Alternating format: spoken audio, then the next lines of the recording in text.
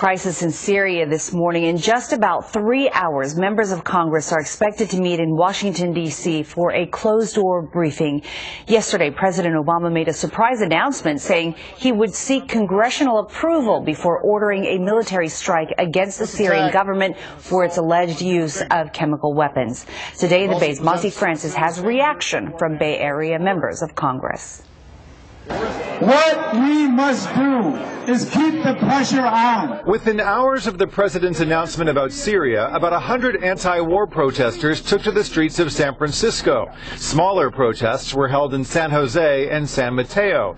And Bay Area members of Congress, including Representative Eric Swalwell of Dublin, were busy looking over the White House's draft resolution. The president's resolution, as I have read it, does not limit him from putting troops into Syria, and if that is the case, I can't support it. Swalwell, who just returned from a trip to Afghanistan, says he doesn't want the U.S. to get drawn into another conflict in the Middle East that would put U.S. troops on the ground.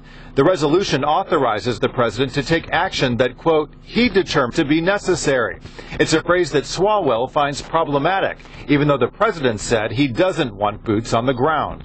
By broadly allowing the president to use any means necessary with our armed forces, I think that's too far. Representative Barbara Lee of Oakland was the only member of Congress to vote against the use of force in Afghanistan back in 2001. By phone, she denounced the chemical attack in Syria, but sounded averse to military action as a response. But I have to tell you, I'm very reluctant as it relates to taking any military action that could lead to unintended consequences, and also that would set us back from a negotiated settlement. U.S. Senator Dianne Feinstein of San Francisco, who chairs the Senate Intelligence Committee, says she agrees with the Secretary of State's assessment that the U.S. cannot let Syria's attack on its own people pass without a, quote, meaningful response.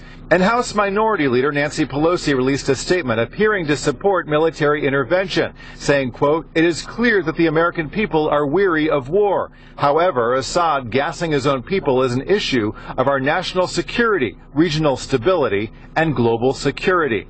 Congresswoman Anna Eshoo told us, unlike with Iraq, she doesn't doubt the intelligence that Assad carried out the chemical attacks, but says she needs more information before making a decision. What is the end game? Will we be safer? Will this stop Assad? Will it bring the rebels together? And Peninsula Congresswoman Jackie Speer echoed her colleagues, saying, quote, any decision by the U.S. to intervene should not be made in haste. Monty Francis, Today in the Bay.